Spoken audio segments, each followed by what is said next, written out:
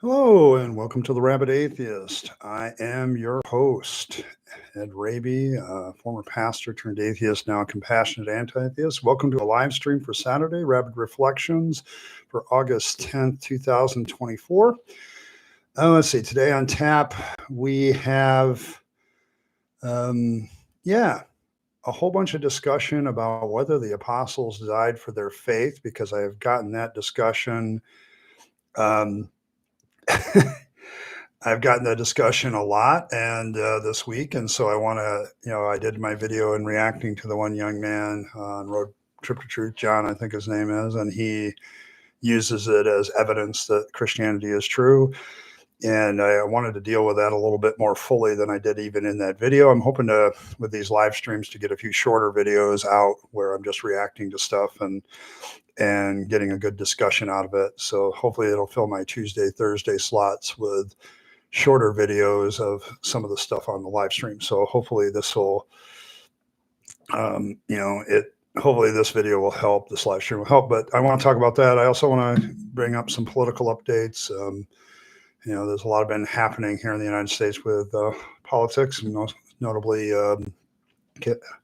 Kamala Harris picked her VP candidate, and he's actually a pretty good one.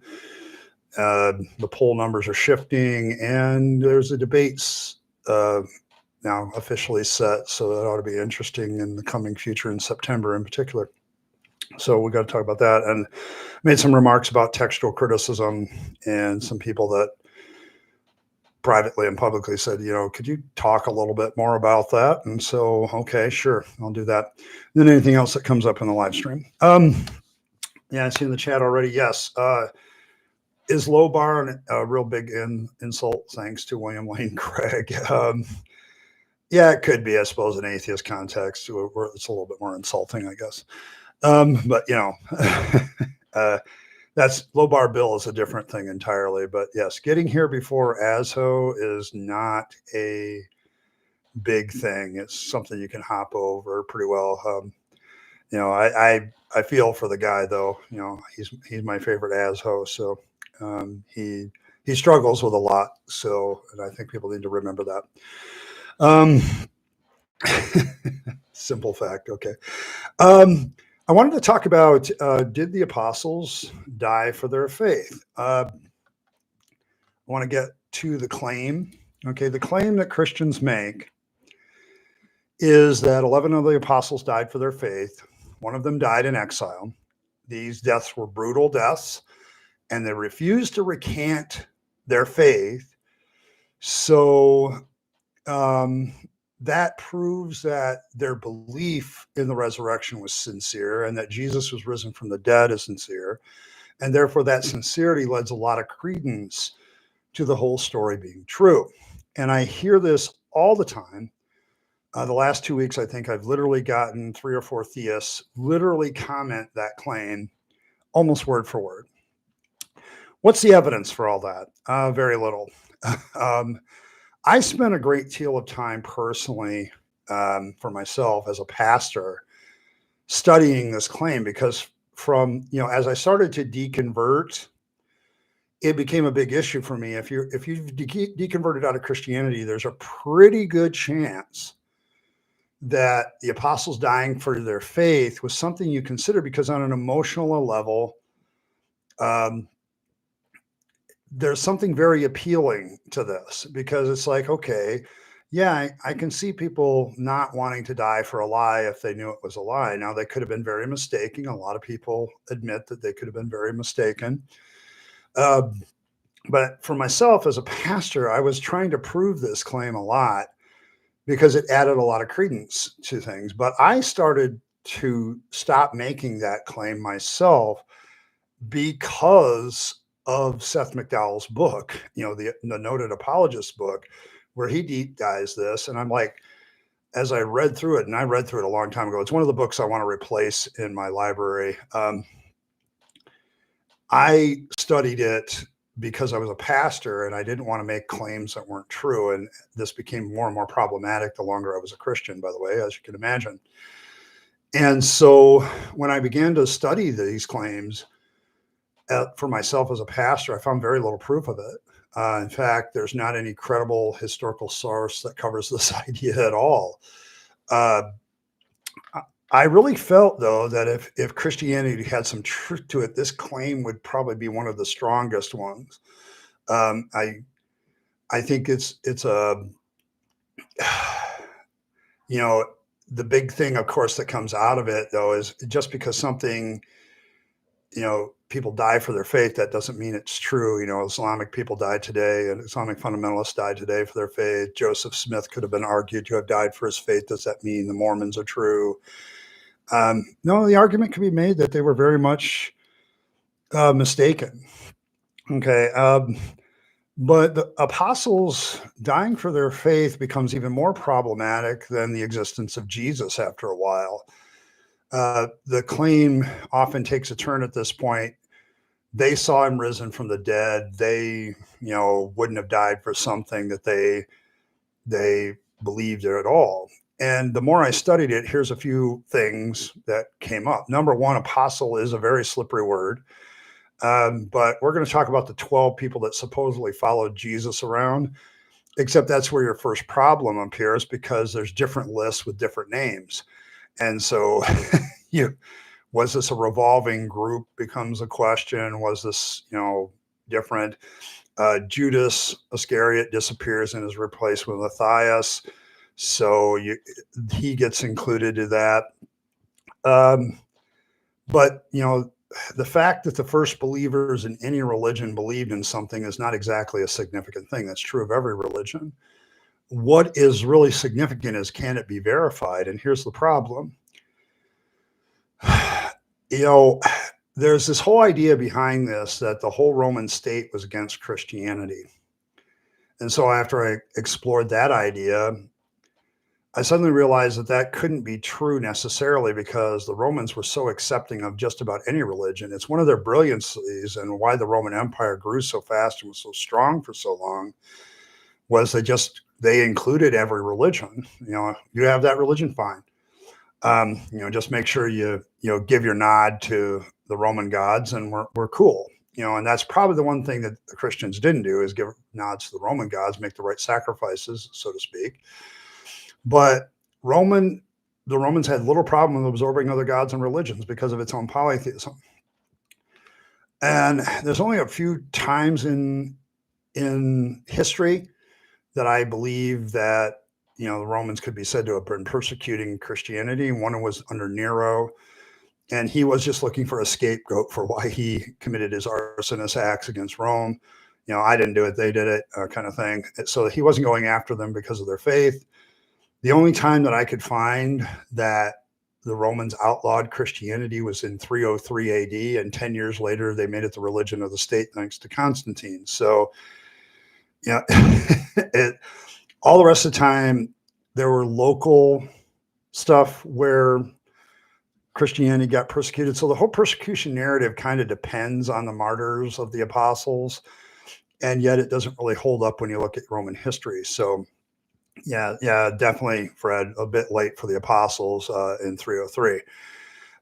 There's local persecution of the Christians. It's sporadic. It's the whole notion that for 3 centuries Christianity was persecuted because of its truth. Yeah, that's just nonsense.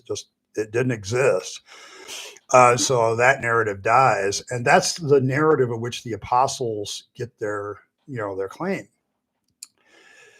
The only time we get the apostles actually being persecuted in some sort of record very early on is in the book of Acts,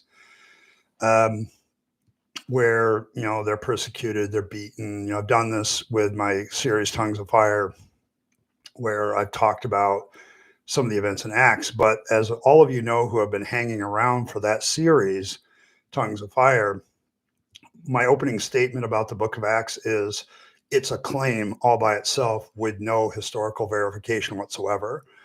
It could be a wonderful, glorious work of fiction, and we would never know. There is absolutely no history. For the Bible tells you so. For the Bible tells you so. That is it. Okay. There is no confirmation of any of these claims in the book of Acts. It is purely its own account, its own statement, full stop. And that's its problem. If I don't find the Gospels convincing, and there's like 4 of them plus, I don't know, 30 others, if I don't find those convincing because of the various problems with them, the book of Acts has those problems 100-fold. Okay, and that's the problem. So any claims about the persecution of the apostles in the book of Acts, it's like, okay, where the Bible tells me so.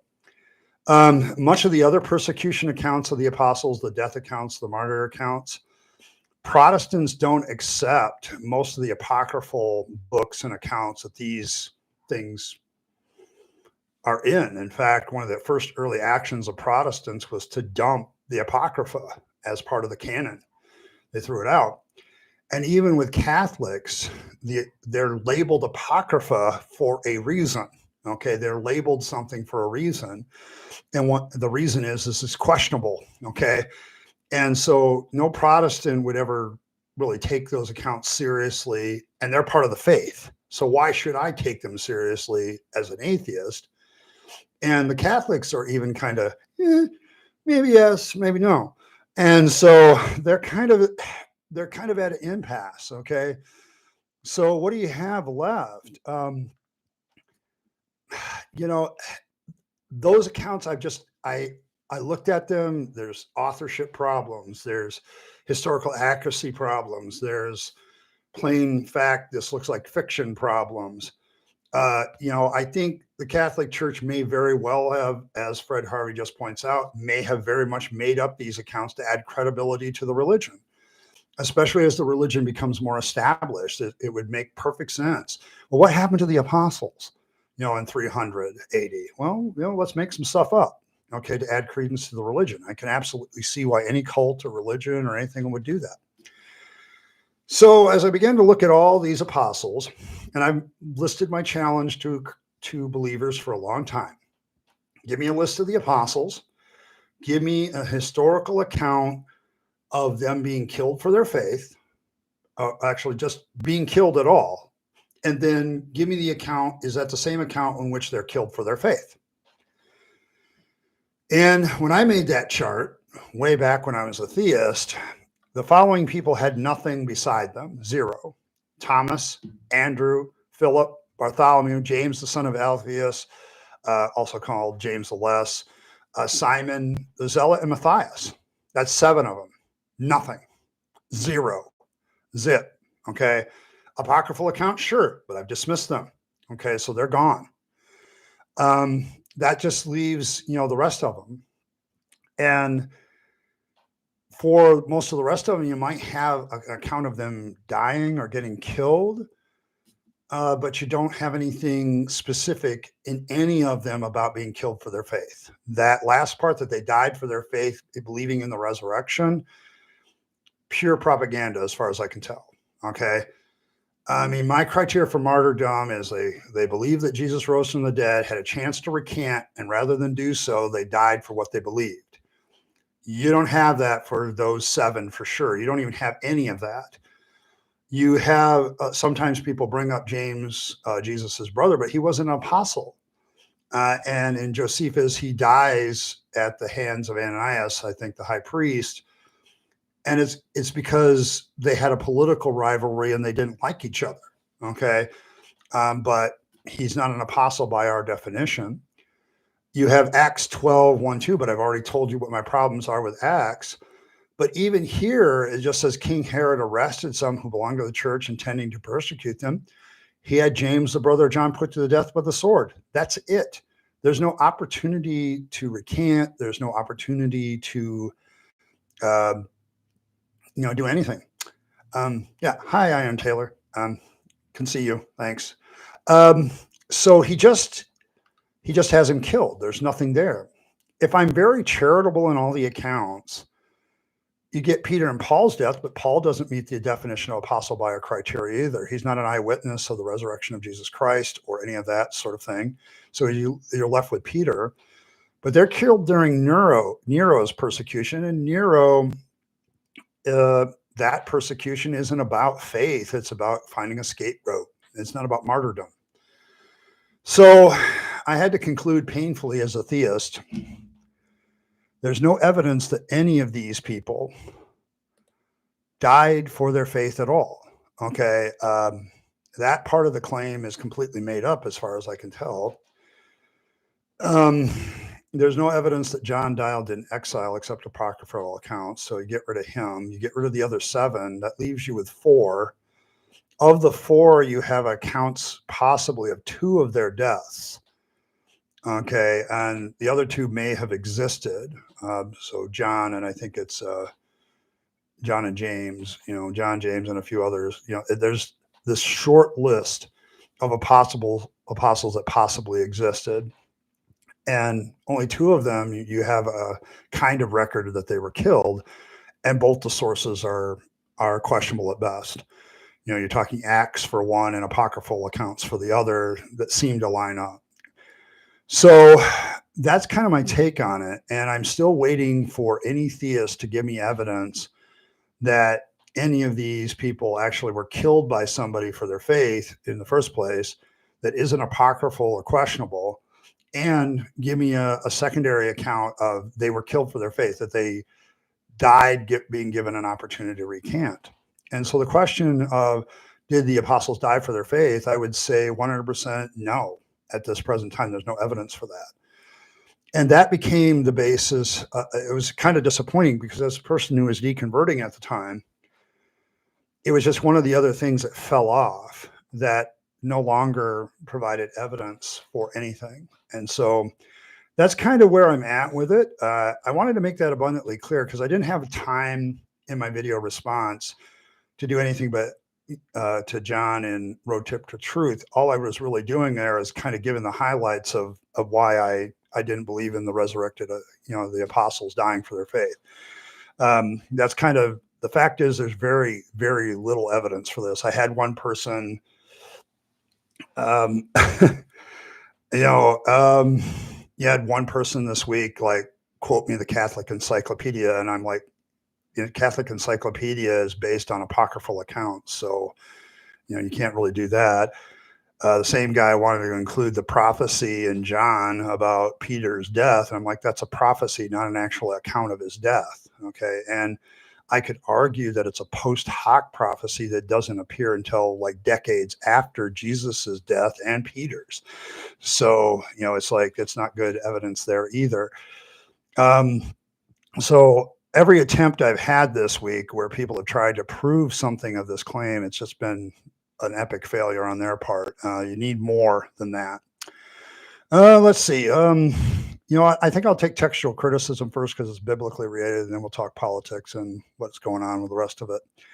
I also made some remark about textual criticism. I want to make myself kind of clear. You can do textual criticism with any book of antiquity. And when Christians make, first of all, the claim that no other text of antiquity is questioned like the New Testament is, that's a load of bunk. Okay. I think John and Road Trip to Truth brings up the Gallic Wars by Julius Caesar. That is a question book. Okay. There is lots of debate about that book. Okay. That's true of Homer's Iliad. There's Homer's Odyssey. All the stuff that we have preserved from antiquity, including historical antiquity, historians that write. Sure, there's a lot of questions. I mean, the guys that chronicle Alexander the Great, for instance, bring in, a lot of, he's the son of gods and all this other stuff. That stuff's just as questioned as the accounts of Jesus, doing miracles. So it's the critics of the New Testament from a standpoint of, are they going after these people with the same veracity as they go after New Testament? Yeah, they go after the same. All the books of antiquity get criticized by textual criticism. The real thing that happened, 100, 150 years ago, is when textual criticism and higher criticism of ancient literature was being developed. It was actually apologists who said, well, what if we apply this to the Bible? It would,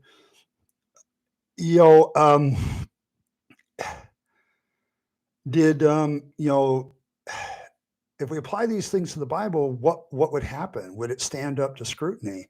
And as it turns out, when you apply these same criticism techniques towards the Bible begins to fail just like the rest of them. Truthitarian, did Peter really get crucified upside down? That's what apocryphal accounts say, but that's what my point was earlier. It's apocryphal. Okay, it's how can I say this? Questionable at best. Even the Catholic Church, by giving it the title apocryphal accounts, that's what they're saying. As far as whether crucifixion is effective upside down, it is far less effective upside down. The effect of crucifixion is to put pressure on the rib cage so that the person has to push themselves up by the nail or tyings in their foot in order to breathe. This would not exist. What you would get is with somebody crucified upside down would be probably a lot more dizziness, a lot of blood rushing to the head, things like that, but you wouldn't get the breathing problems like regular crucifixion does. There's a lot more support for the chest if you're hung up by your feet. So I don't think it's a very effective method to kill somebody. And the account, I believe, has Peter being like sliced open and stabbed as well. I mean, the apocryphal accounts of the apostles' death are pretty brutal. I think one of them even gets thrown into a pot, sealed in, and boiled alive or something to that effect. So they make them really super gruesome, because these people died for their faith, but it's all apocryphal and it doesn't have any, there's no author verifications, none of that stuff. But it's like there's these accounts are incredibly horrific. And so, yeah, it's not something that I would recommend reading. If it's definitely not something that children should read. Okay. Yes, Ember, that is live. I have my new computer and it doesn't lose signal with my internet. So I'm doing really well.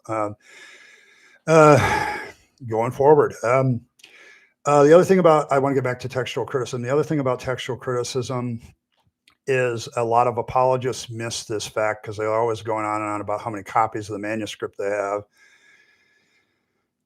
Textual criticism deals with two things that are primary before the number of manuscripts. Number one, how old is the manuscript? How close is it to the original writing? Because then there's less chance for errors to creep in. You also have the fact that what is the quality of the manuscript? What John did in Road to Truth this week is he's basically the way he did it, it implied that all 6,000 were in the first couple of decades of Jesus's death and that they were all high quality with only minor errors between all of them. And that is just not true. Okay. That is completely fallacious way and bad way of dealing with it. Okay. Yes, Fred, there's less chance, but there's not no chance. Okay. In some textual criticism situations, like the only time you would consider numbers of manuscript is and then it would only indicate that where the variant may have appeared. Okay. Like say you have 4 really good quality manuscripts, say 20, 30 years after the writing of an ancient document. 4 of them have a certain reading, all have a certain reading. Okay. But in 3 of those readings, it reads one way and doesn't change a word, but in the other one, it changes a word. Well, we would consider the one where it changes the word. That's the variant. Okay. That's the only time you'd really consider numbers. The rest of the time you're looking at how close is it to minimize the chances of somebody editing it, right? And what quality is it? For the New Testament in the first century, thank you, Jova, I appreciate that. Thank you very much. I try to teach stuff here. My knowledge is in biblical studies and theology, and as an atheist, the only use that has is to show people how much bullshit it is. Okay, so it's kind of one of those things where I'm just, I'm trying to take what I know and give back to helping people deconvert. That is my main mission in life now. Other than, working for the world's largest brick and mortar and trying to live a decent life now and a happier life since I've left the faith. But that's my goal. But yeah, getting back to textual criticism, I love live streams, but they get me off my track every once in a while. And that's the only time, that's what we're looking for. In the New Testament, first century, it's 10 to 15 fragments. Like it's just, they're not full New Testament books even. They're just fragments. I mean, the oldest one is called, I think it's a fragment of John, possibly from 95 AD, but probably later. And it's just like a snippet of John 18 or something. It's like not even two full verses. And those verses are beat up because there's little parts of it missing. And so it's not even good quality stuff. You don't get full books of New Testament manuscripts of single books in it until like second century, and it takes third century where Christianity becomes more established and accepted in the empire before you see a whole New Testament. And even then, they throw in books that are now considered apocryphal or not part of the canon, or they leave out books that are part of the canon. Okay, and they're just collections of some, like 22 out of the 27 New Testament writings. And so they were having a debate in the early days what was canon, and it wasn't until the Council of Rome, like late fourth century, before it really became established. And so, so whenever an apologist uses textual criticism, understand that they're often presenting a very poor understanding of it. And in the case of John and Road Trip to Truth, in the video I reacted to Thursday, he's leaving out like 95% of significant things that he should have put in. Okay. That's why in that video, I gave you the chart that shows you that the majority of these 6,000 manuscripts are 9th century and later. Okay. It's like 4,500 of them are 9th century and later, all the way up to the 16th century. Okay. Of these texts of Greek. Okay. So it's way late, most of them. And his insinuation that most of them were earlier, that's just straight up falsehood. And that they're good quality, also falsehood. Okay. So yes, the Da Vinci Code is not a historical documentary. It's a work of fiction. It's a historical fiction novel, kind of like maybe the New Testament, particularly the Gospels and the Acts. So a lot of historical fiction now. So there's that. Taking my political science degree, let's shift gears in a major way. Here in the United States, of course, we have one of those wonderful elections that we're about to have in November again to decide the president. And it's always the most important election ever. Every 4 years, I get that line. It's the most important election ever in our lifetime. Seems to be a common theme that both sides like to give. But yeah, I saw that Kamala Harris picked her running mate, and I have to say, brilliant pick. Walz brings something to the table the Democrats haven't had in a while, which is a veteran that's really proud of his veterancy. He brings there's a lot of Democrat military veterans that are on social media right now, just absolutely singing his praises. I think he was a sergeant major, and that holds a lot of clout with a lot of rank and file veterans. So, brilliant pick there. He has connections with agriculture. Yes, Fred, there's a lot of sarcasm. I'm a political scientist, and I sit most elections out just to analyze. And my problem is, having been a pastor and a religious person, I see the similarities to what preachers do and politicians do. A lot of claims and a lot of promises and not a lot of actual results. Okay. Yeah. So I spend a lot of time looking at this, but in this particular case, Miss Harris definitely made a good choice, politically speaking.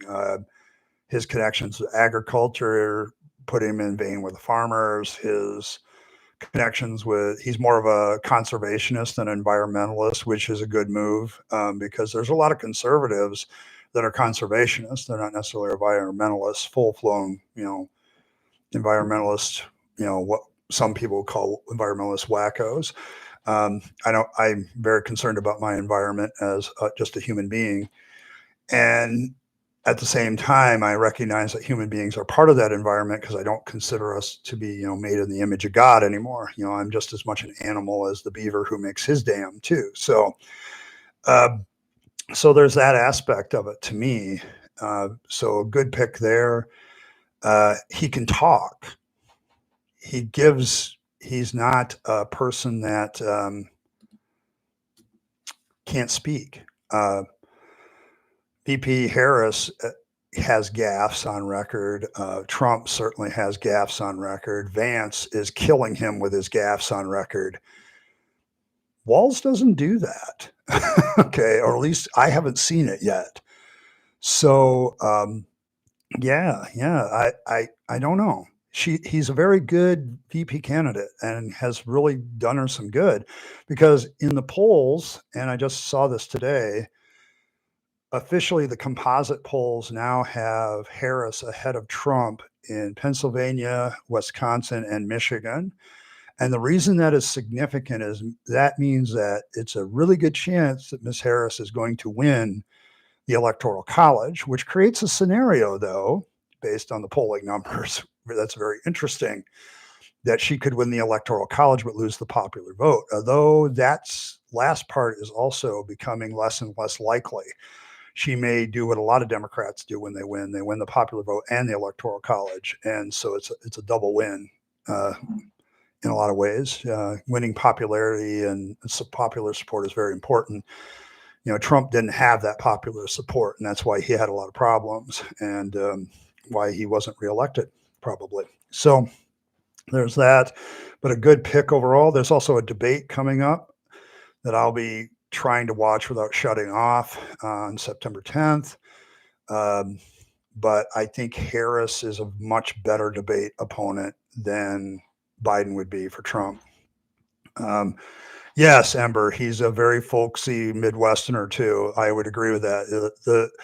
The Midwest, if there's one thing the new Democrat campaign has done, is it's excite Democrats. I was watching The Amazing Atheist before Biden dropped out. He made an observation, whatever you think about him, there's one observation I think he made that was very true. The way they fit, Biden was kind of the old gruel, okay, that everybody had to eat. But this choice of dropping out, putting Harris in the place, and then bringing Walz in has excited the Democrats about voting for the Democrats. And that's what you need to win. Okay. I was really predicting before Biden dropped out that this would be a very low voter turnout for both sides. And in that case, the Republicans usually win. Okay. Because the Democrats are very, forgive me for saying it, but you're very emotionally based in your voting. Okay. There's a lot of emotion behind Democrats, and it's not like it used to be where they were more classically liberal and more, reason oriented. There's still a lot of rationality to democracy and liberalism, but Democrats need to have that emotional drive to go out and vote for somebody. Otherwise, they just stay home. And the new way that the Democrats have approached this campaign has definitely ignited them, and that's why they're surging. That's why they're starting to really dominate the polls. And it creates a lot of problems because I don't think Donald Trump or his campaign was prepared for this kind of change. But it's something that everybody's been asking for from both sides. Would you please give us flipping something new? Okay. Trump, Biden, to the sequel. Nobody wanted to see that. Okay. Nobody wanted to see it. And now we have something that's completely different. There's a vision starting to come out of the Democrat Party that wasn't there before, and people are starting to grab onto that. Walz is a great VP candidate. He gets crap done. He's an old sergeant. He really has that demeanor of, I'm going to get shit done. And I think that this has just ignited them. And it actually has brought some excitement into this election. I was about ready to take a nap through the whole thing. Which would have been fitting given the age of both candidates. But now Trump's the old guy, and Trump's the guy who's making old guy gaffes. And now he's become the target of the very criticism that he used to use against Biden. So what now, bro? What now? And Vance, oh my God, what an awful VP choice for him. I think he's done more damage than he's helped. And so I don't know. It's going to be very interesting. I don't think that. Yeah, Fred, I get you. I get you. I think the problem that Trump has, it's his biggest problem is himself. Um, he's his own worst enemy. Okay, because there's just an egotism about him that he just doesn't get over. He has no humility. Okay, and that's his problem. There's a good politician knows when to come out and say I was wrong, and do it in such a way that you still get support. And Trump does not have that ability. He's a relentless self promoter, and he's good at promoting himself. But when he's the problem, he is very good at not talking about it and just eating the consequences of it. And this time, that's just not gonna, you know, it's just not gonna work. It's just not gonna work. Um, Last time he kind of wrote in on I'm an outsider. He can't do that. He did a lot of fake news quotes. I don't think he can do that anymore, because the fake news thing is used both directions, so it's lost. He doesn't have anything new to bring to the table. The Republicans really needed, and the Democrats are now showing this. They needed something new. If we're going to incite the American public about voting in this election, we needed new on both sides, and we didn't get that. We got old on both sides. One of the parties has made the shift to new, and everybody's getting excited about that. Okay, if I was looking at it purely politically. But I'm a little bit more thrilled because the thought of going through another Trump presidency was not something I was looking forward to. Because the problem with Trump is he's always in the flipping news, and I don't want to hear about him. I want the political reporters to also talk about the court. I want them to talk about Congress. I want them to talk about the Speaker of the House. I want them to go after the Senate. The problem with the Trump presidency is for 4 years, I never got any of that news. Everybody was focused on Trump because he's a relentless self-promoter, and it was always about him. And for the last 4 years, Biden's been there, but there's been a lot of talk about the Speaker of the House and what a idiot he is. And I don't normally name call, but that guy, the only problem is I think he's politically savvy. Okay, that's why he's in his position. But the rest of him, yeah, you got when somebody represents, the Ark encounter in Kentucky, and that's their main claim to fame, you got a problem, I guess. When you look at what the Senate's not doing, okay, they can't do anything because there's no way to do anything. The Trump presidency was just dominated by Trump, and there was no way to get any other news about the other two branches of our government and what they're doing. There was no, there's just there's no coverage by the media outside of Trump when Trump was in office. But with Biden, there's been other coverings of other things. Foreign policy and what we do for foreign policy is actually on the block as a discussion point, which Biden, I think, was slightly worse than Trump when it came to foreign policy. Trump did keep us out of wars, but I think he made deals with the devil to do so. At the same time, Biden's withdrawal from Afghanistan was obviously not well thought out. And there's some other ones. But, why are we involved in other countries is a good question to ask. As a libertarian, I ask all the time, why are we doing this? What business is this of our? Yeah, Amber, genocide is never a winning thing. And so it's like, I don't know. The whole thing is now exciting again, is the best way I can say it. And who's done that? The Democrats. The Democrats are the ones that made the change midstream and have made this exciting again. Because before I was just like, oh my God, do I have to talk about this? And now I don't really have that feeling about it. I actually am like, it's interesting because they're doing a different tactic. They're doing a different strategy. As a political science guy, I'm looking at the tactics and strategy here of how, my main interest in politics is how human beings make decisions as groups. Okay. How do we set up our government and why? And how do we make decisions as groups? That's what interests me. It's the social psychology of it. And this was just like, y'all are voting for the guy because a bunch of old people went to the primaries and put a couple of old guys in there, and now you're just voting blue because it's blue and red because it's red. What are you giving me that's new and exciting? Nothing. Not a damn thing. Okay.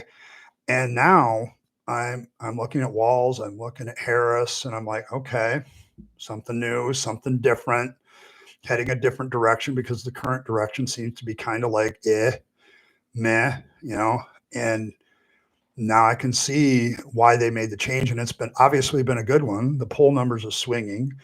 For the first time, Harris is ahead in the composite polls that a lot of us political scientists look at. She's ahead in Pennsylvania, she's ahead in Michigan, and she's ahead in Wisconsin, battleground states. Those three states right there are a microcosm of America. Okay, if you really look at them. The real key has always been the Midwest and winning the Electoral College, and she's winning that because of her decisions and because of the Democrat strategy. So good move. And now the problem is you Republicans are kind of stuck with the old Donald Trump and the old religious right and the old BS of all of that. And now, if I can use the Amazing Atheist analogy, we now still have the cheeseburger and Donald Trump, but we have the possibilities of what is about to be served to us. Something new, something different, maybe something with a little bit more intelligence behind it and a little bit more energy, definitely a lot more energy. And that's the change. And so, you see this, people ask me, why I became interested in politics. And it's because I learned everything about politics. And,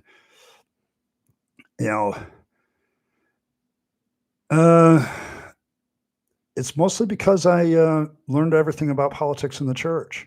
There's so much politics in the church, how we made decisions. So that's how I became a Christian. No, there's absolutely nothing written about that at all. Okay. Nothing in any corroborable source. I challenge, Seth McDowell is a Christian apologist. You can go read his book on the subject. And even he has to conclude that a lot of that, what you just said, is crap. Everything that they said about dying horrible deaths is all apocryphal. Okay. Which is questionable. So that's just not true. You're regurgitating an apologist trope. So that's that. I think that's kind of it for me, unless anybody has some questions. I will entertain questions at that point. But now, the claim that they died horrible deaths is purely apocryphal. Okay, there's no good historical evidence for that. Actually, we question whether Jesus even existed in some cases. That's purely the Bible tells you so. That's the claim. Do you have something outside the claim, Christian James? Because the Bible and the book of Acts and the Gospels are the claim that all those things happen. Do you have anything that backs those claims up? And the answer is no.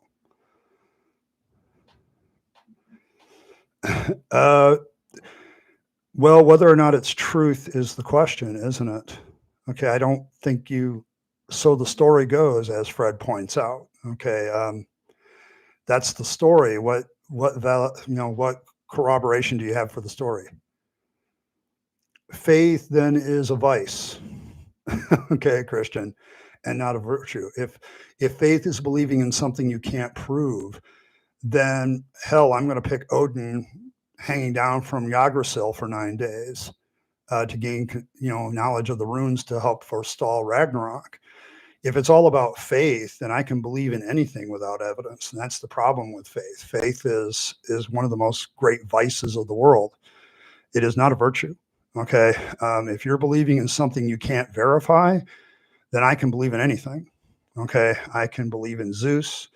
I can believe in Vishnu by faith. Faith is the most useless of anything. Okay. It's one thing I learned when I deconverted. Yeah, me too. I mean, I'm actually a Thor guy to an extent, but I prefer Odin because Odin is the master planner behind everything. He's like, yeah, let's forestall. I like what things are, the way things are, so let's keep that law, keep that going. But if you're going to, if you're going to make your claims, yes, and I can choose to believe in Odin and Zeus and Thor and have the same validity as your choice to believe in Jesus.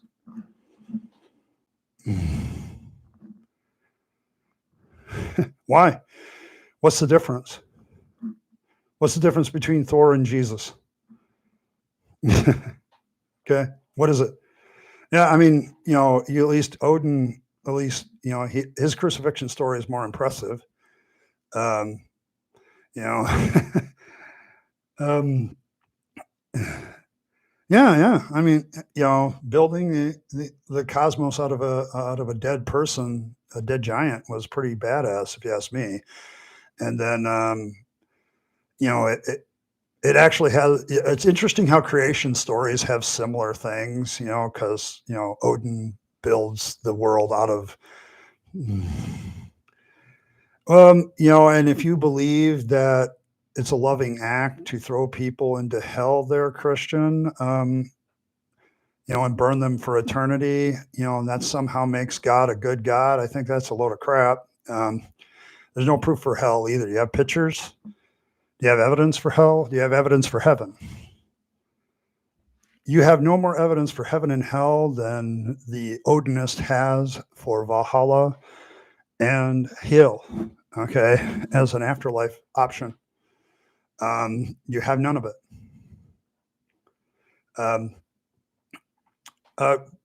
Then God needs to be a lot clearer in his warning, and he actually needs to prove the existence of hell and heaven. Okay. God doesn't do a very good job of communicating that, like all mythologies. Scripture is a concoction of people. It is a human book. There's nothing divine about it. You have to prove that God is connected to the scripture at all. Prove to me that God had something to do in the writing of scripture. Go ahead. Which God? Yahweh, Jesus, Elohim? Which one? Yes. And once again, another claim. The Lamb's Book of Life is in Revelation. Revelation is one of the most edited books of the Bible. It has been changed so many times, it's nearly impossible to figure out what in the world it was about. Okay. It is absolutely nonsense. Okay. Hell is probably borrowed from the Greeks, with their version of Hades and all the rest of it, and they just brought it over. I don't have to believe in it. You're correct. But I also am going to point out that believing in any mythology based on a lack of evidence and proof for it is kind of silly. Okay. Give me some proof. Okay. I used to believe. I was a Christian for 40 years and I was a pastor for 20, a Christian pastor. And it was through that time of study and devotion and looking for, proofs for my faith that I discovered that quite the opposite is true. Asho, better late than never, as usual. You always light up a room, Asho. That's one thing. I don't know if it's the flames around you from you going to hell, but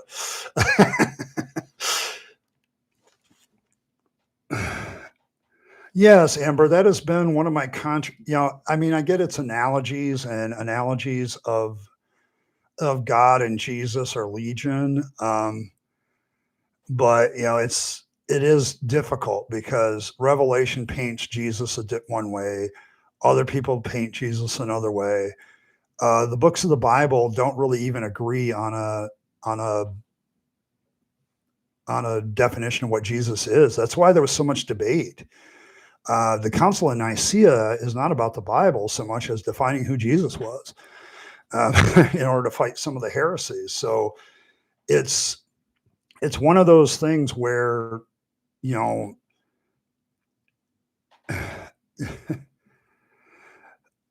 yeah, I don't know what Jesus is. Actually, Christian James, I'll take the odds of there being nothing. And I'm going to tell you why that is. Uh, it's not just you're using Pascal's wager there. And for me, Pascal's wager is not a coin flip, it's a roulette wheel. Imagine all the red squares as different variations of God, Jesus, every religion in the world, and betting on them. And all the black squares are atheism. You know, either there is a God or there isn't one. You have to bet on the right one. And if you're wrong, you've wasted your life. Okay. If I'm wrong, yeah, I guess I'll pay the consequences for that. But if that's the God that exists that'll burn people in hell forever, then I'd rather not serve him. Okay. I'd rather tell him to go to hell. And if you're wrong, you waste your life, you waste your time, you waste your money on believing a fantasy is true. Okay. And with all the questions of that. Okay. It's why, to me, Pascal's wager, the 50% is there is no God to me. Okay. The other 50, there is one, but which one? Which variant? Which version of Christianity should I follow? I'm always told that I didn't follow the true version of Christianity. Okay.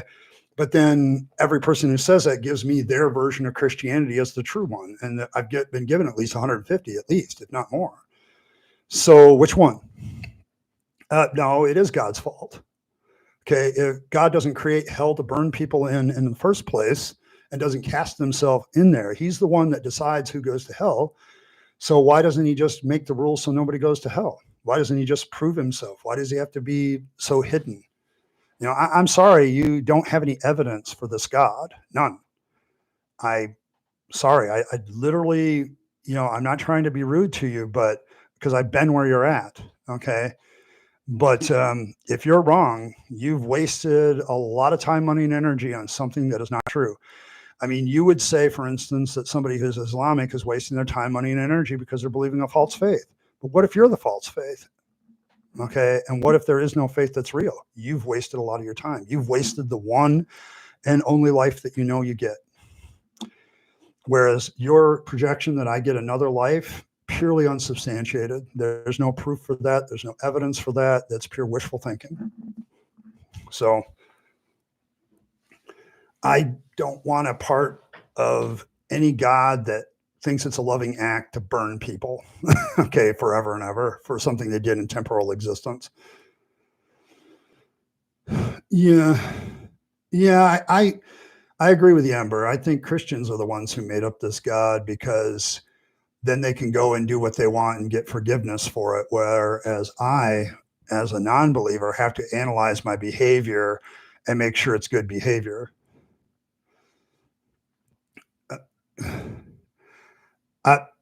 If he created hell for me because I'd want no part of him, then he's not a very loving God. He's an evil God. Okay. Because, I'm sorry. I worry about you Christians who think that way because you realize how psychopathic that sounds to a lot of people. I know when I said it like that, it was very psychopathic. And now I look at it, it's like, do you really want people to burn forever? Is that really what you want? No, I have not had every chance. There's a lot of people that haven't had every chance. I would have considered myself have every chance if God appeared in front of me and said, here I am, here I'm real, and here's my demonstration of it. That's giving me every chance.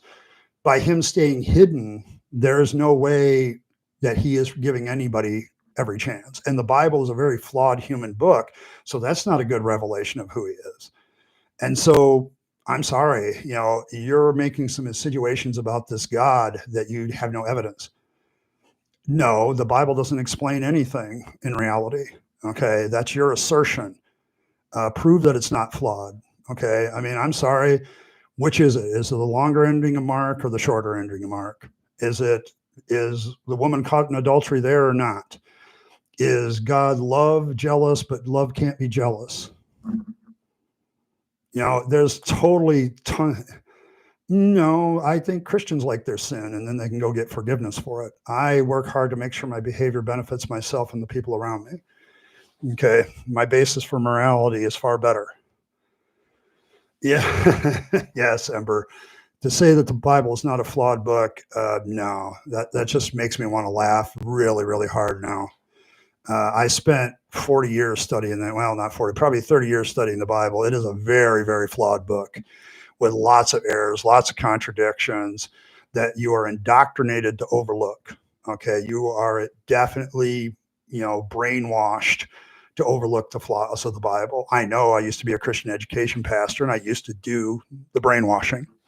So I know what it is. Okay. You haven't so Christian James, you haven't provided any evidence that your Bible is true in this entire conversation. You've just asserted it, but you've never proven it. And you need to go think about that yourself, that you're making a lot of assertions about the Bible and you haven't proven any of those assertions. So faith is useless. Okay. It's believing in something you can't prove. Okay. Which makes it a vice, not a virtue. Okay. Faith is useless. Sorry. Evidence is what matters. Okay. Whether you can prove something is what matters. Yeah. I'm sorry. You read the first chapter of the Bible, and it describes the Bible as a flat disc with a dome of crystal over it, with windows in it that let the rain in. And you suddenly realize it's this incredible flaw in biblical cosmology right out the gate. So it presents something that is absolutely demonstrably untrue. So I'm not mad at something I don't believe exists. That's a Christian trope. I'm not mad at God. I'm mad mostly at religious people that use God as a stick to cuddle people. I'm not involved in any sin that I'm aware of. In fact, most people consider me more squeaky clean than when I was a Christian in some respects. As far as alternate lifestyle, not really. Still looking for a girl to marry, still very much who I am. I YouTube a lot. I work hard.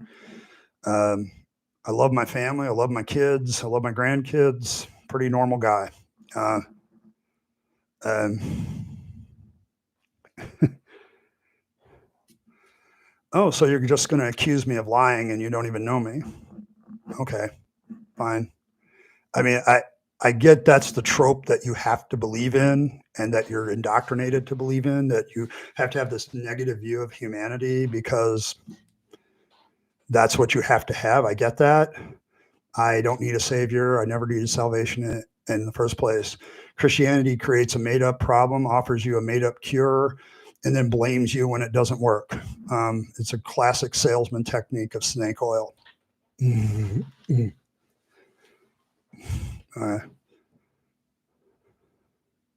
No, I'm fully aware that nobody can force me to believe, but I'm going to believe in something that I have proof of.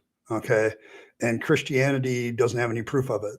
The martyr stories, for one, are our most classic example. Yes, yes, Ember, I'm weak, so therefore you must be weak too. We all have our weaknesses. We're all human, but that doesn't mean we're sinners. Sin has a very specific definition. It means a violation of God's commands.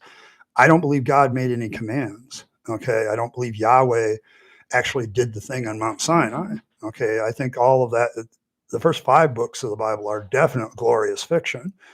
So I don't believe God gives commands, so there's no commands to violate, so there is no sin.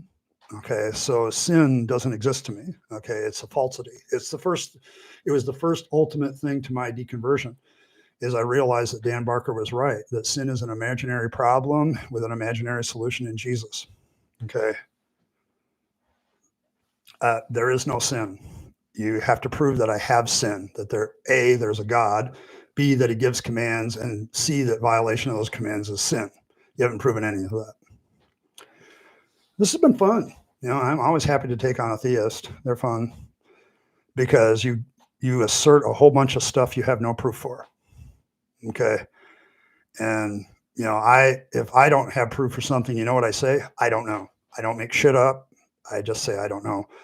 I don't insinuate things about people's character. I'm sure you're a fine human being. Otherwise, you have accused me of lying, but I'm just a pretty normal dude. in America. So, I mean,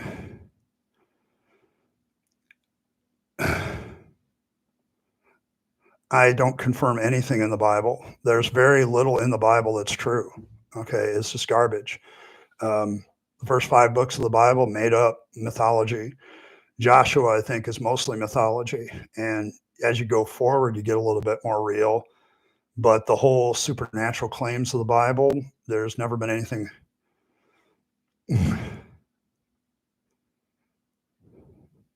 Yes, of course. Of course, any religion that's a cult is going to also give you reasons why people don't believe, because you have some sort of special knowledge, you have some sort of thing from God.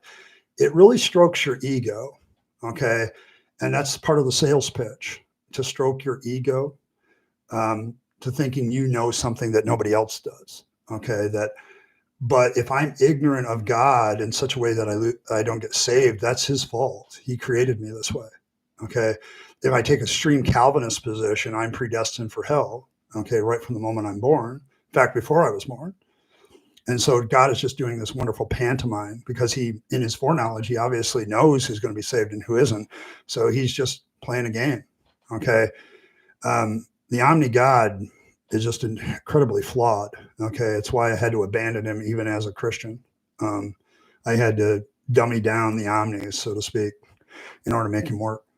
And that's his largest problem. So, I mean, I don't believe, and that's because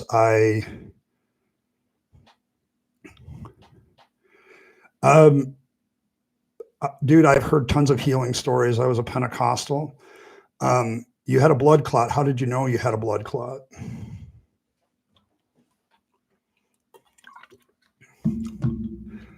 I mean, well, usually when somebody says they had a blood clot, they say, well, I went to the doctor and they told me I had a blood clot. Okay. Did they prescribe anything? Yes.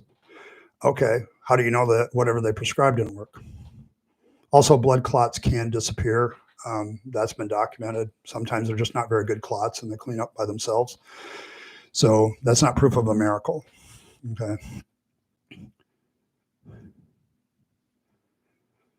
Yeah. Well, here's the thing. You went to the hospital, they diagnosed you, and blood clots can disappear on their own. That's been documented. So it doesn't prove that God did anything. Okay. So you got to understand, I was a Pentecostal preacher for 10 years and I was a Pentecostal for 30 years. I saw supposed miracles over and over and over again. And every one of them I now have a naturalistic explanation for. There's a naturalistic possibility. So, and never saw an amputee regrow a limb, never saw somebody genuinely paralyzed ever get out of a chair. The fact is, everything that's so-called healing is always something hidden inside or whatever. So, yeah, well, there you go. And then finally you did the smart thing and went and got some medical help. Okay. It didn't have anything to do with God. So, give me some documentation of a miracle. Miracle claims I've been able to dismiss over. I'm one of the hardest guys on miracles because I saw so much bullshit when I was in the Pentecostal church. And so, it's like, yeah, I mean, if you'd gone to the doctor earlier and got the diagnosis and got the treatment, you would have been better off. It's like, you're not proving God here. Okay, is the point. I've seen all kinds of things. One of my favorite stories is one I had, I think, from my second church where I was a Pentecostal pastor. Woman got up, she had a headache and wanted to get prayed for her. So we anointed her with oil, prayed for her. Headache went away the next day. A week later, this is also my example of how miracle stories can grow too. The next week, oh, did you hear so-and-so got cured of a brain tumor? And I'm like, where did that come from? Okay. And it turned out, somebody had started the rumor that it wasn't just a headache, it was a brain tumor. And despite her efforts and my efforts from the pulpit, it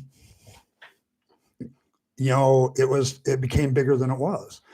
And so, just looking at that and miracle stories have alternate explanations. If you're going to prove a miracle, it cannot have any alternate explanation other than the human natural order was suspended. That's how you prove a miracle. Okay. That somehow what normally happens didn't normally happen, and there was a divine source behind it. That's what you have to do to prove a miracle. Well, yeah, and I should be dead twice too. Okay. I was in a car accident where I smashed my head, but I survived. I also had my appendix almost rupture when I was a lot younger. Should have been dead. Doesn't mean that God had anything to do with it. Okay, here's the funny thing. People die. People die young. Sometimes people get lucky and don't die. Okay, sometimes people are stronger than what they think and they don't die. And eventually all of us are going to meet the Grim Reaper sooner or later, so it doesn't really matter. Okay. That's just a truism. So I'm not impressed with almost death stories either. Okay. People see what they want to see in near-death experiences. So that doesn't impress me either. My life can be over any second. And you know what? I have no fear of that. You want to know why? Because after I'm dead, there's nothing, and I won't have any thoughts about it at all. There's no point to fearing death if death is actually an end. And it makes my life far more precious now because I appreciate every moment. Case in point, yesterday, visiting with my daughter and my grandchildren and my youngest grandchild. I'm holding and enjoying every moment with him, and just having a lot of fun with him. He's a little over 1. He's 13 months now, and just a great time having a blast. And I appreciate that moment a lot more, knowing that it could be my last one. Okay. And I've never experienced that now. Your claim that I'll end up in a lake of fire has no evidence behind it. That's your claim. Prove it. You have no evidence of this lake of fire. You have nothing. You just have an old book tells you that. Okay. It's also easy to say a bunch of crap to a bunch of people to scare them on this side of the ground too. Okay.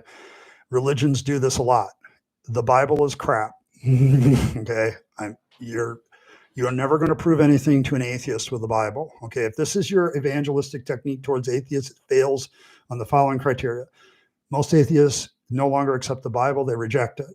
So quoting the Bible, using the Bible doesn't mean anything to them. And it shouldn't mean anything to you when you really look at it.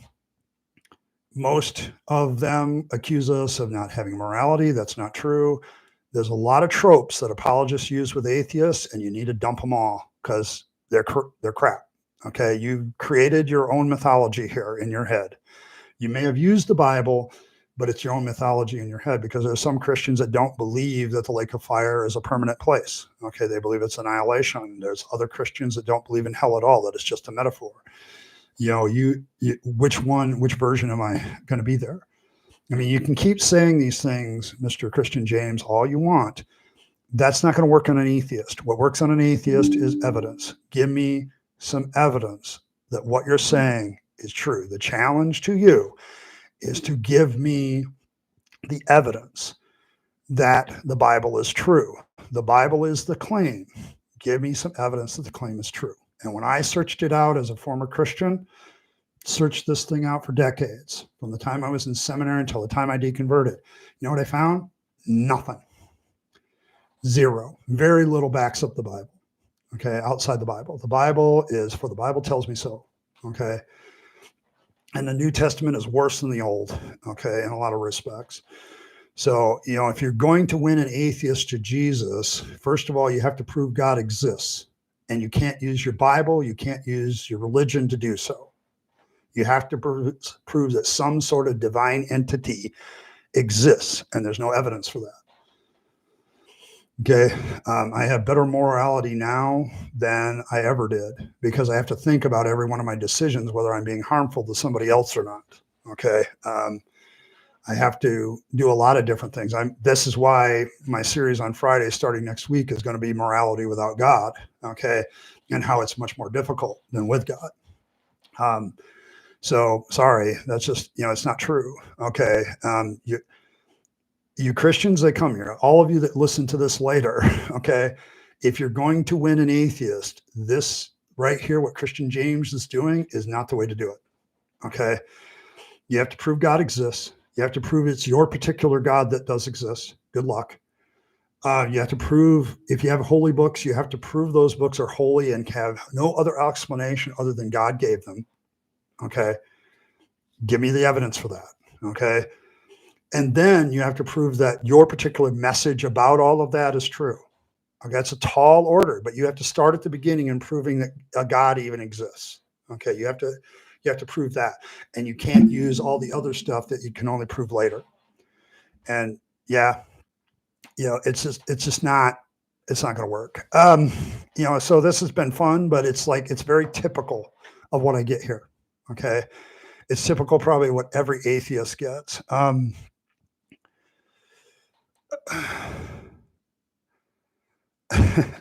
Ember's challenge is also very notable too. I mean, when we're talking about morality,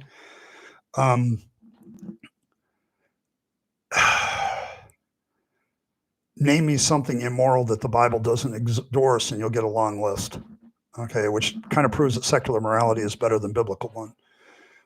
Slavery, murder, sexual assault, all are legal in certain contexts in the Bible. So there's that.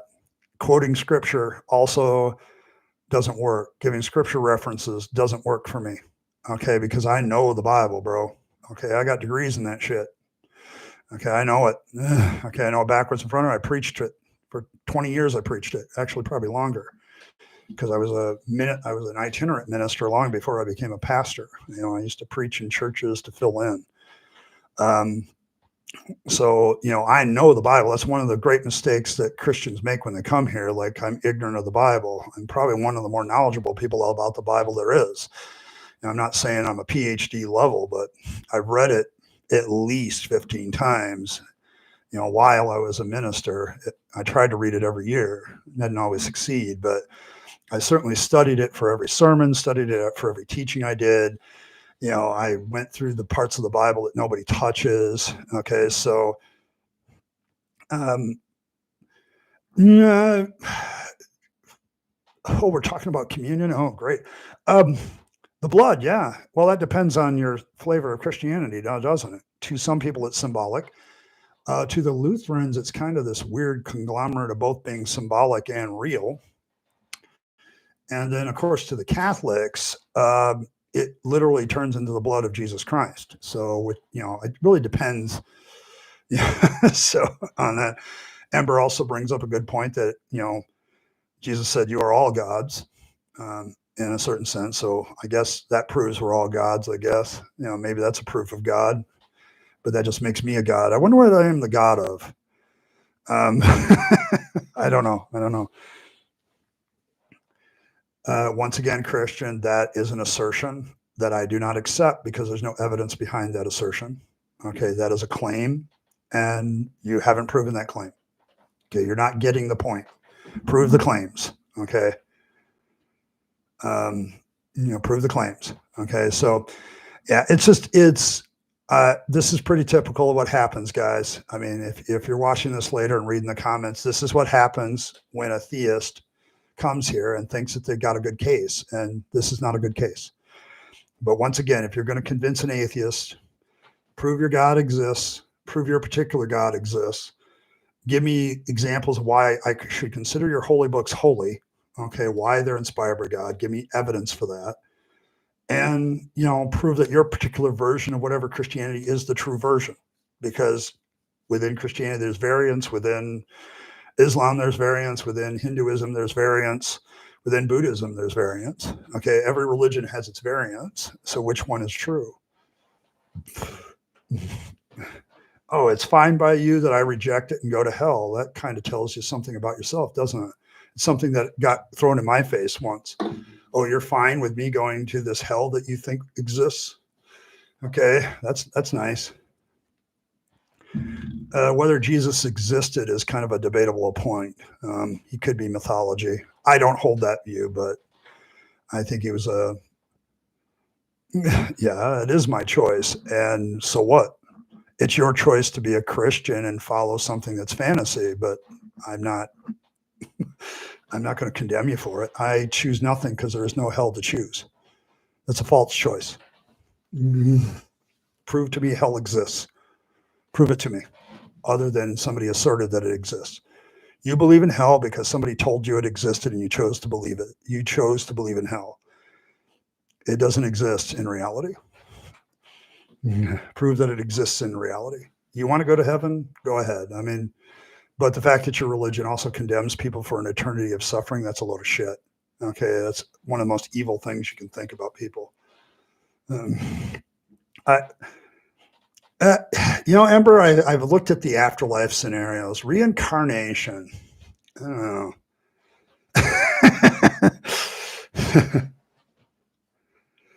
I don't know. Do you really want to come back here? I don't know. I think at the end of my life, I'm going to kind of be tired of it. And, it's time to go. Time to leave the party. I think that's where I'm at. But I won't give two craps about it because I won't exist anymore.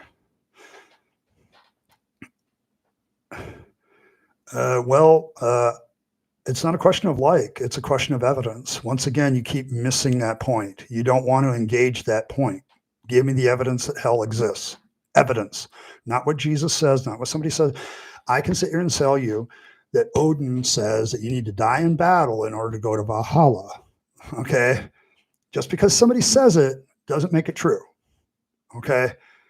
Do you have evidence that hell actually exists? Give me the evidence that it exists.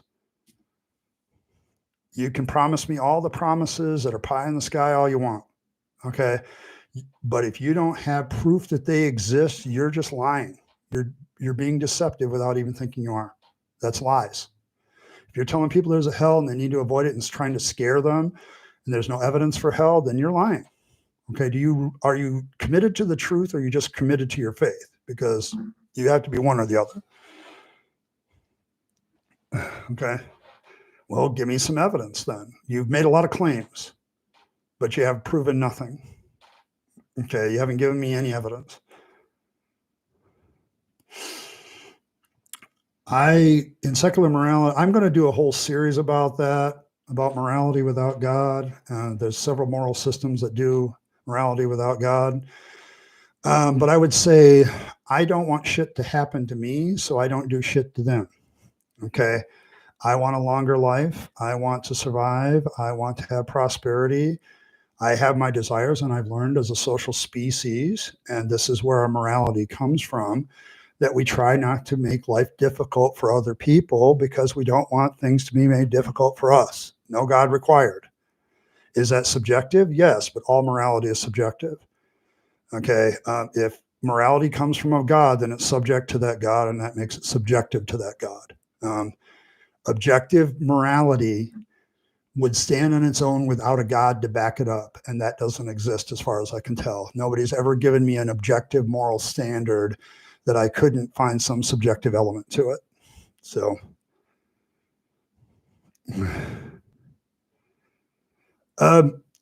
it's going to be a multi-part series because I'm going to deal with different theories of morality that don't have anything to do with God. There are many.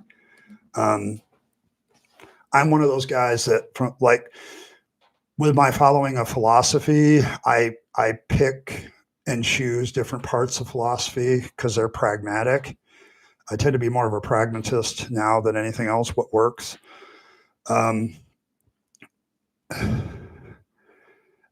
Well, yeah, that's the claim of the Bible. Do you have any pictures of God laughing? Do you have any evidence that God laughs, seeing he doesn't exist? As far as I can tell, there's no evidence for his existence. You got to start there. Okay. But look at your attitude. I mean, from a moral standpoint, there's a lot of theories of morality that Christians never talk about, and I want to talk about them because I think they give examples of morality without God. I think morality just happens because we exist as a social species and we have to interact with each other, so we have some morality behind those decisions. It's a necessary element to being a social species. So it's there, but it's very subjective. Yeah. It's like, dude, do you really want most of the human race to burn in hell? Is that what you really want? Oh, it's their choice. Well, that doesn't really cut your own emotions there. Okay. There's an old story I used to hear when I was in missionary classes about the guy that was going to death row and the priest was telling him the gospel message. And then the death row guy stopped him and said, no, wait a minute. Do you really believe that? And the response was, well, yeah. I says, well, then why aren't you crawling over broken glass to tell everybody about it? If you really believed it, you would be absolutely heartbroken that all these people are going to hell. He says, you know what? That's probably why I don't believe that. And he went to his, supposedly it's a true story. I don't remember where I got that story. And maybe it's just something the missionary teachers made up, but like to build authority. But, if you really believe genuinely, if you have actually considered the doctrine of hell and what it means, you would never be flippant about it. And you certainly as hell would not, as certain as hell, some people think hell is, you certainly wouldn't, be flippant about, well, that's your choice and you're just going to hell. Okay. If you really consider the doctrine of hell and what it implies, you'll have very different views about it, even as a Christian. So that dismisses your emotions about it. They went there to hell by their choice. So that you just can flippantly walk about like, oh, well, come on, man. Okay. You need to prove hell exists. Okay. I do not think such evil things about people. I think people cease to exist the moment they die. They have the same existence before they were born, after they die. And we get this one life, and that's why we need to make it the best we can make it. Okay. There's a lot of a lot of assertions that religious people make, and I just don't see them. Well, I'm getting close to my 1.5-hour time limit. My social anxiety from being autistic is kicking in pretty hard. So I'm going to kind of wrap this up. I do want to do some channel announcements and a few things going on with me before I close.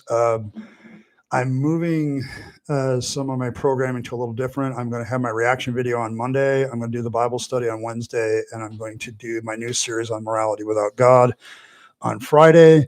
We'll continue to live stream on Saturday at 6:00 for about 1.5 hours. So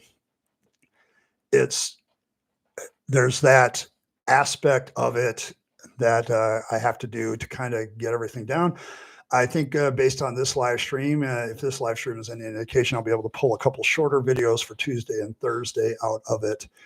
But that means I'll have to do an intro and outro to attach to that. Yes, James, there is morality without God. You just don't want to believe it because you've been indoctrinated to not believe it. I know you don't want to accept that. I used to be right where you're at. I used to say the same thing. But now I know different because I've studied it out. So there you go. So there's that aspect. So there's that's the schedule for the future. Hopefully I will see you all next week here at the live stream. I appreciate all of you. There's just a lot of things going on here. So I'm sure the Christians will come out and they'll do their thing. I have my mods standing by. So hopefully they, as long as they're not personally attacking, we'll be fine. So there's that one. I think on a personal note, it's been an interesting week. I'm feeling a lot better. The week before I was kind of sick with probably heat and some of the nausea that comes with that. And I just wasn't very productive. So there we have that. So I'm feeling a lot better. The temperature has dropped outside and I'm feeling a lot better. So I'm not going to close in prayer as, oh, good God. If there is a good God, which I don't think there is. I don't know.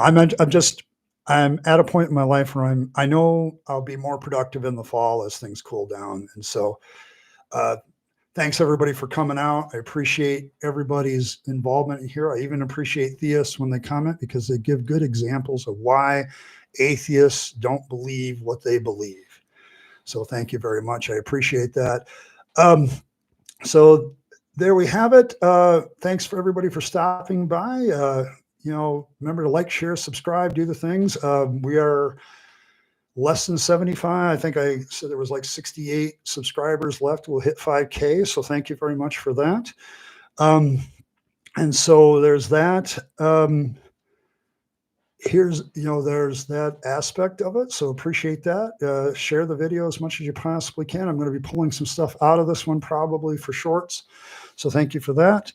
I appreciate you all being here. And as a final reminder, remember to live your best life. You only get one go around and then it's over. There is no afterlife that has ever been proven. And so you want to take all your time, money, and opportunities and the only life you get and live them to, to better yourself, to better the relationships and things for the people you love and care for, and to make this a better world. And don't waste it on the trappings of religion and faith, because that's a dead end. I speak from experience. And as always, thanks for stopping by, and I'll catch you next time.